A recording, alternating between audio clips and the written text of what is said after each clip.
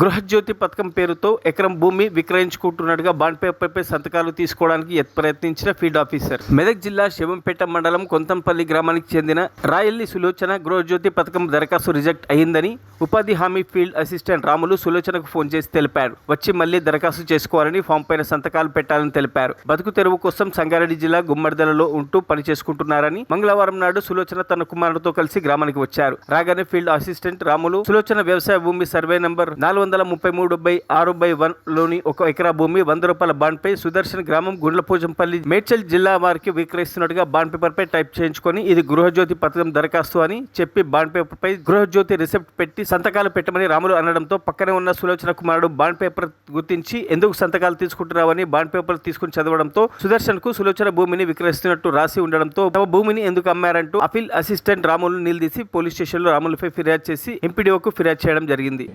కుల్లరాములు మమ్మల్ని గృహలక్ష్మి ఇది పథకంది రిజెక్ట్ అయిందని చెప్పి పిలిచిండు. మీ అమ్మని తోలుకొని సులోచనను తీసుకొని రమ్మని నాకు ఒక వారం రోజుల నుంచి ఫోన్ చేస్తున్నాడు.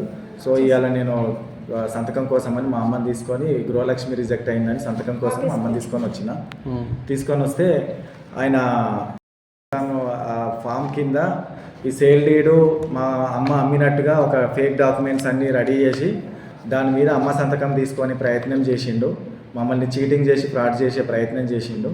అందుకోసమే ఇలాంటి ఇంకొవరికి ఇలాంటి అన్యాయాలు కానీ ఇలాంటివి జరగకూడదనే ఉద్దేశంతో నేను ఇక్కడ వచ్చి కంప్లైంట్ మండల ఆఫీస్కి వచ్చి కంప్లైంట్ ఇవ్వడం జరిగింది. ఎవరైనా విలేజ్ ఏం పేరు? కొంతాన్పల్లి. ఏం చేస్తాడు ఆయన? కోపుల ఇది మన రాములు. ఓకే.